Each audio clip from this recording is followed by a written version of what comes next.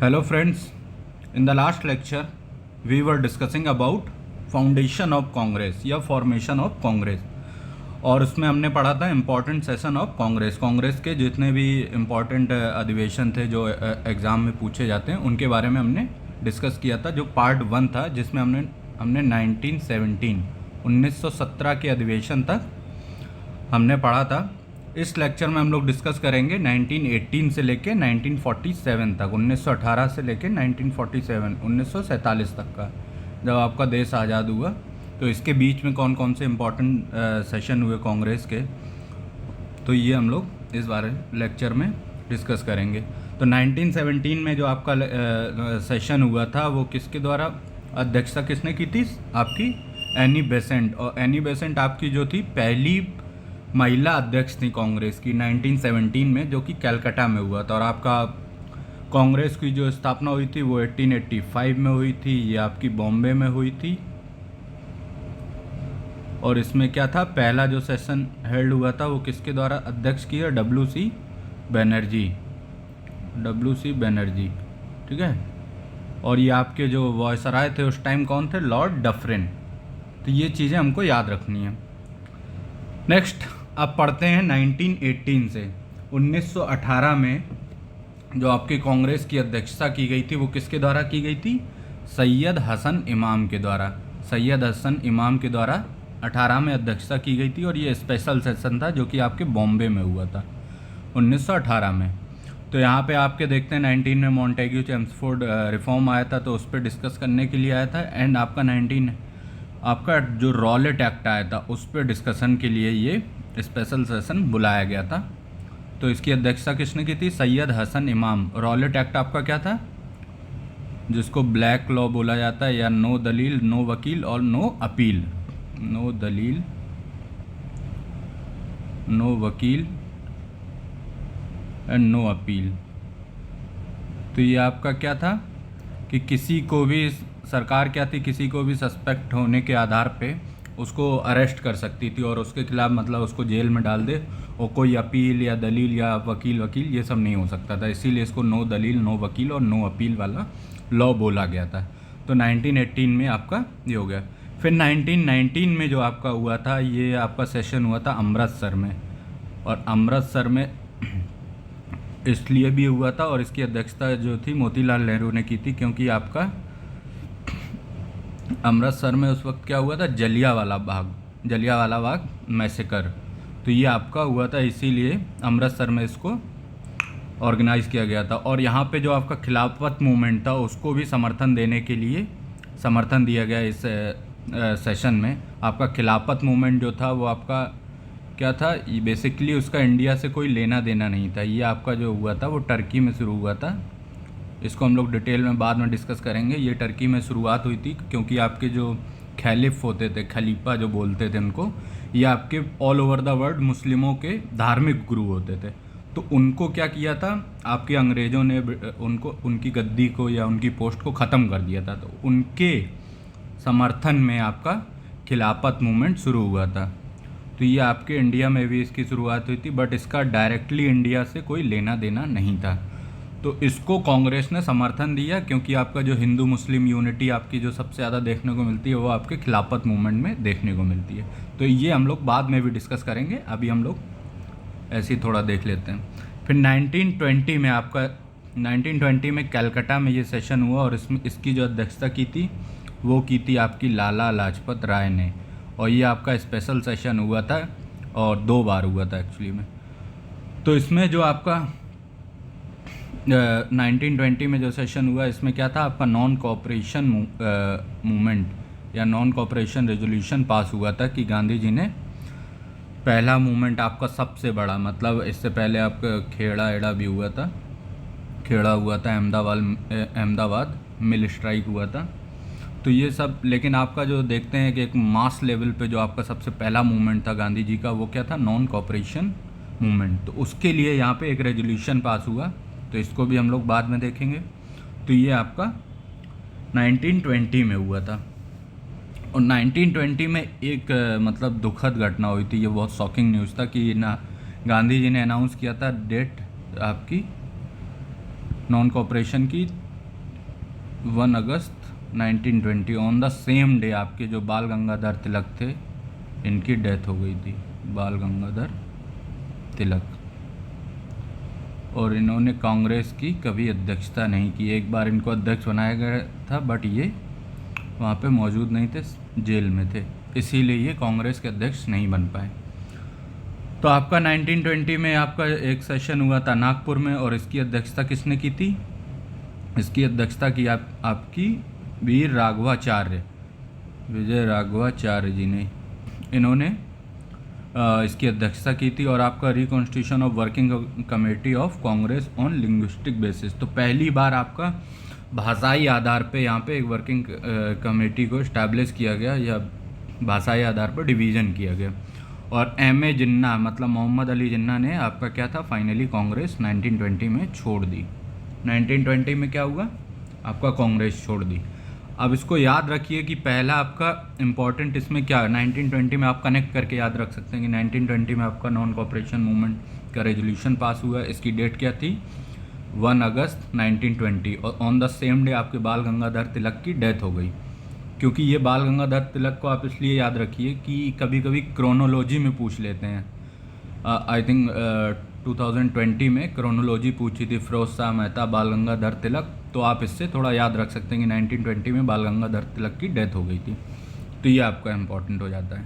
फिर 1922 में आपका जो सेशन हुआ वो गया में हुआ, गया में, और यहाँ पे आपके जो अध्यक्ष थे वो कौन थे, CR दास।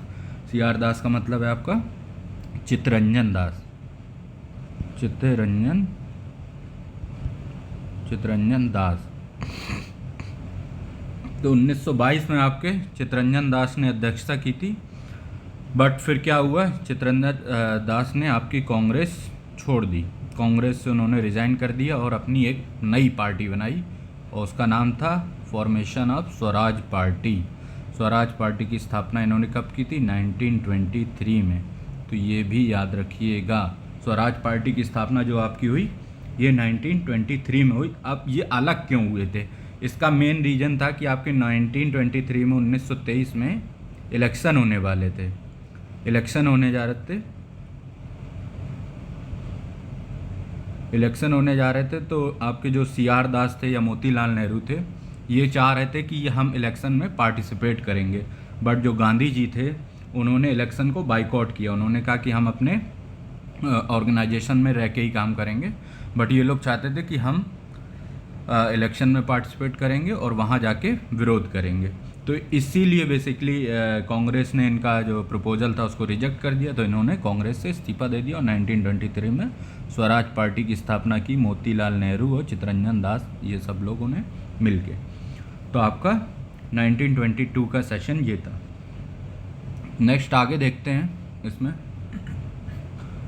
देखिए स्वराज पार्टी में आपके दो धड़ जब मतलब दो पार्ट में डिवीज़न हो गया, तो ये हम आगे भी डिस्कस करेंगे, लेकिन आपको बता दे रहा हूँ कि उनको जब प्रो चेंजर और नो चेंजर बोला गया, प्रो चेंजर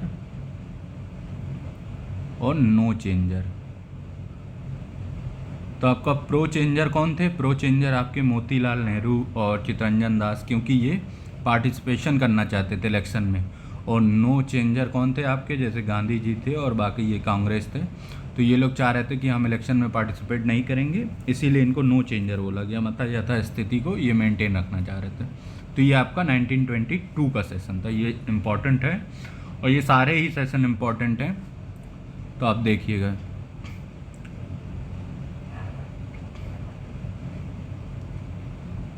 आगे है आपका 1924 का सेशन इसलिए इम्पॉर्टेंट है, ये आपका बेलगांव में हुआ था, बेलगांव, और ये आपकी जिसकी अध्यक्षता किसने की थी, मिस्टर M.K. गांधी, महात्मा गांधी जी ने। और ये आपका इसलिए इम्पॉर्टेंट है क्योंकि ये कई बार एग्ज़ाम में पूछा गया कि मतलब ये अकेला मतलब कांग्रेस का सेशन ऐसा हुआ था जिसमें गांधी जी ने इसकी अध्यक्षता की थी। 1901 में ये क्या थे, पहली बार अपीयर हुए। 1916 में इनकी मुलाकात गांधी की नेहरू जी से हुई थी, वो आपका लखनऊ पैक्ट में हुआ था, तो वो भी क्वेश्चन पूछा जाता। और 1924 का मतलब is the only session who presided by the MK Gandhi, Manmohan Gandhi के द्वारा सिर्फ सिंगल आपका सेशन था जो मतलब अध्यक्षता जिन गांधी जी ने की थी। तो ये इसीलिए इम्पोर्टेंट हो जाता है 1924 का, तो आप इसको याद रखिएगा। देन आपका आता है 1925 का सेशन। 1925 का जो सेशन हुआ था वो आपका कानपुर में हुआ था। 1925 का आपका कांग्रेस में हुआ था और इसकी जो अध्यक्ष कौन थी? सरोजनी नायडू। और ये फर्स्ट इंडियन वुमेन प्रेसिडेंट थी, ये पहली भारतीय महिला अध्यक्ष थी जिन्होंने कांग्रेस की अध्यक्षता की थी। और आपका 1917 में हमने क्या देखा था? 1970 में देखा था कि एनी बेसेंट थी आपकी अध्यक्ष, एनी बेसेंट। तो इसमें दो क्वेश्चन होते हैं, अगर पहली महिला अध्यक्ष कौन थी तो आपका 1917 में एनी बेसेंट, कलकत्ता के अधिवेशन इन्होंने अध्यक्षता की थी।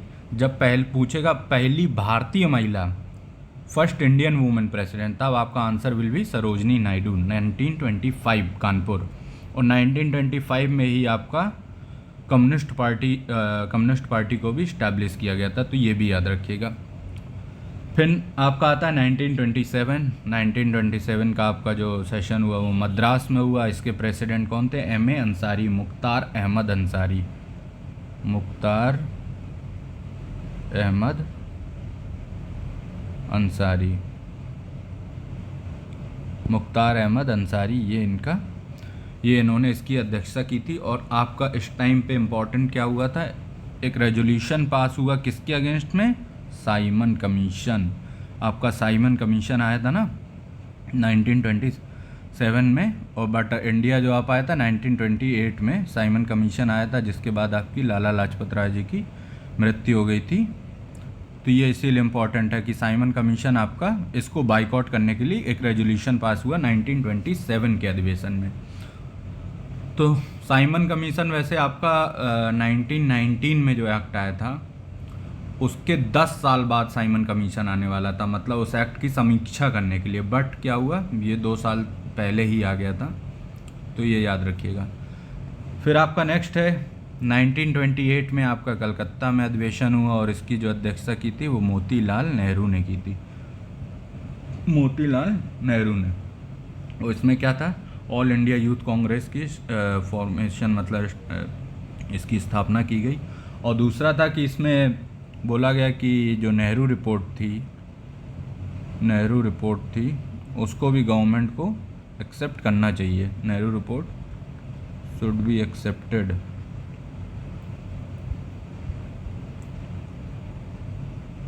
बाय द गवर्नमेंट, तो ये भी इसमें बोला गया था।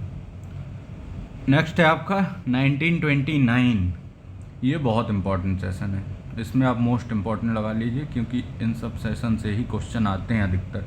1929 में आपका जो सेशन हुआ वो आपका हुआ लाहौर में, और इसकी अध्यक्षता की थी पंडित जवाहरलाल नेहरू जी ने। और यहीं पे सबसे पहली बार आपका पूर्ण स्वराज का रेजोल्यूशन पास हुआ, पूर्ण स्वराज की घोषणा की गई।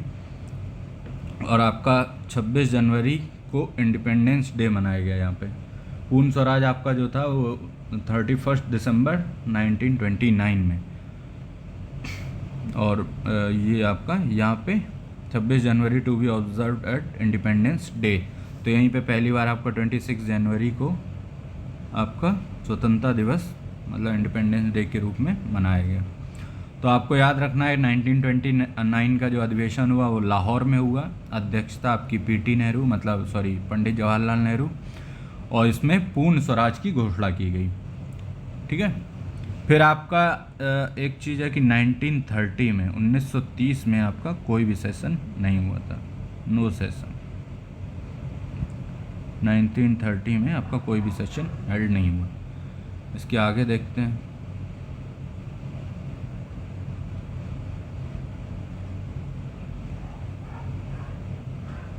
तो 1931 में आपका जो सेशन हुआ वो कहाँ पे हुआ? कराची में हुआ ये सेशन आपका। और इसकी जो अध्यक्षता कर रहे थे वो वल्लभ भाई पटेल, सरदार वल्लभ भाई पटेल ने इसकी अध्यक्षता की थी। और यहाँ पे भी इम्पॉर्टेंट चीज़ हो जाती है कि सबसे पहली बार आपकी फंडामेंटल राइट्स की बात की गई। फंडामेंटल राइट्स और आपकी आर्थिक नीति जो नेशनल इकोनॉमिक प्रोग्राम था उसका प्रपोज़ल लाया गया। और ये किसके द्वारा लाया गया था? ये आपके पंडित जवाहरलाल नेहरू जी के द्वारा लाया गया था।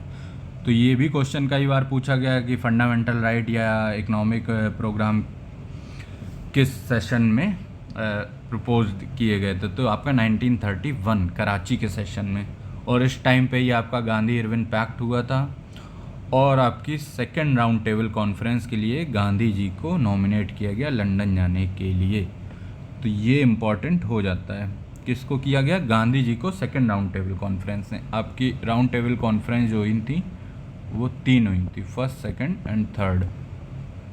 तो पहला आपका हुआ था 1930 में, 1931 सेकेंड और 1932 ये 3 हुई थी, जिसमें पहले में गांधी जी ने मतलब कांग्रेस ने पार्टिसिपेट नहीं किया, नॉट पार्टिसिपेट।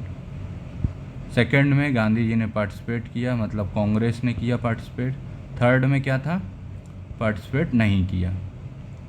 तो ये भी क्वेश्चन पूछा जाता है कि गांधी जी ने किस राउंड टेबल कॉन्फ्रेंस में पार्टिसिपेशन लिया था? तो आपका सेकंड राउंड टेबल कॉन्फ्रेंस में। और फर्स्ट एंड थर्ड में नहीं लिया था। बट किसने तीनों राउंड टेबल कॉन्फ्रेंस में पार्टिसिपेशन लिया था? ये भी क्वेश्चन आया है। तो आपका आंसर क्या है? B R Ambedkar, doctor B R Ambedkar, B R Ambedkar, Baba Saheb Ambedkar. तो इन्होंने तीनों राउंड टेबल कॉन्फ्रेंस में पार्टिसिपेशन लिया था। 1930 में हुआ पहला, 31, 32। तो इसकी भी क्रोनोलॉजी पूछ लेते हैं कि कब हुआ था। और 1932 में ही आपका क्या होता है? पूना पैक्ट हुआ था। इसको हम लोग बाद में डिस्कस करेंगे। पूना पैक्ट आपका गांधी जी और अम्बेडकर के बीच में हुआ था। नेक्स्ट है आपका 1934। 1934 में जो आपका इसको कहाँ पे हेल्ड हुआ? ये बॉम्बे में हुआ और इसकी अध्यक्षता की थी डॉक्टर राजेंद्र प्रसाद ने। डॉक्टर राजेंद्र प्रसाद इसके अध्यक्ष थे। और यहाँ पे भी एक डेवलपमेंट हुआ कि कांग्रेस सोशलिस्ट पार्टी, ये भी याद रखिएगा, कांग्रेस सोशलिस्ट पार्टी की स्थापना हुई। और इसको 1934 में जयप्रकाश नारायण, आचार्य नरेंद्र देव, इनके द्वारा मतलब इस्टाब्लिश किया गया था। और ये आपके सोशलिस्ट पार्टी में जवाहरलाल नेहरू भी थे, JL नेहरू। तो आपका सोशलिस्ट पार्टी कब हुई? 1934 में, ठीक है। और इस टाइम पे एक चीज़ और हुआ था कि all India khadi rural industrialisation, मतलब आपका अखिल भारतीय खादी ग्रामोद्योग, ऑल इंडिया अखिल भारतीय खादी ग्रामोद्योग की स्थापना की गई थी। और इसके अध्यक्ष कौन थे? गांधी जी थे। तो ये भी याद रखिएगा, गांधी जी अध्यक्ष थे आपके खादी, क्योंकि गांधी जी ने ही पूरा प्रमोट किया था खादी को, all India khadi rural industrialisation. तो ये आपका हो गया। फिर 1935 में भी आपका कोई सेशन नहीं हुआ था। 1935 में आपका एक्ट आया था ना, गवर्नमेंट ऑफ इंडिया एक्ट 1935, जिसको हम लोग ना डिस्कस कर चुके हैं, तो आप वीडियो में देख लीजिएगा। तो 1935 में आपका कोई भी सेशन नहीं हुआ था। फिर 1936 में आपका हुआ। 1936 में आपका क्या हुआ? लखनऊ में आपका ये सेशन हुआ था। और यह इसकी अध्यक्षता किसने की थी? जवाहरलाल नेहरू ने।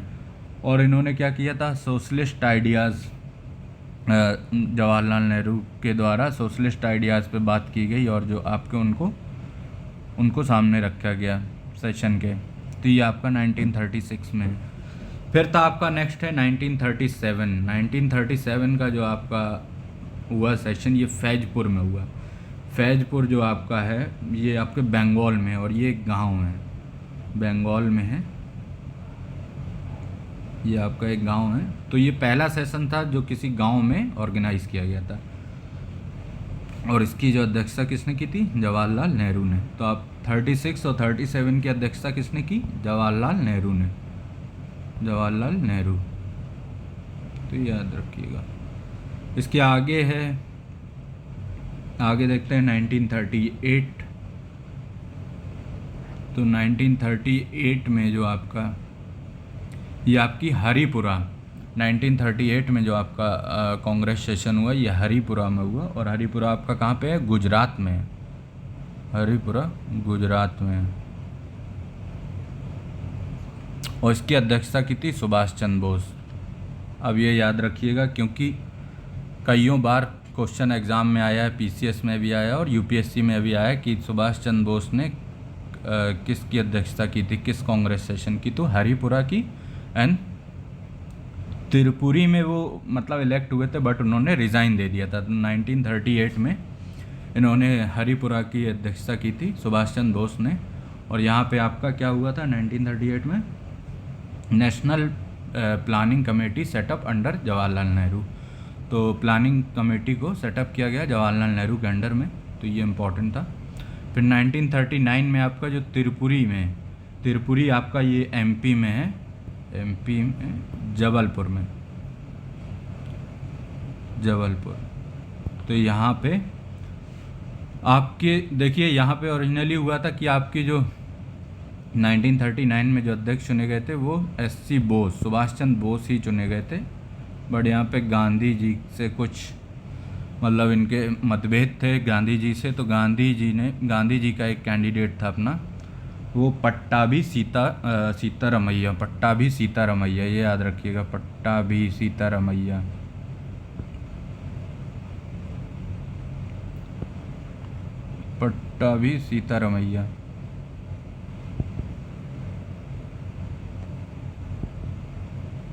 तो गांधी जी एक्चुअल चाहते थे कि पट्टाभी सीतारमैया को प्रेसिडेंट बनाया जाए, बट मेजॉरिटी किसके फेवर में गई, एससी बोस के, सुभाष चंद्र बोस के।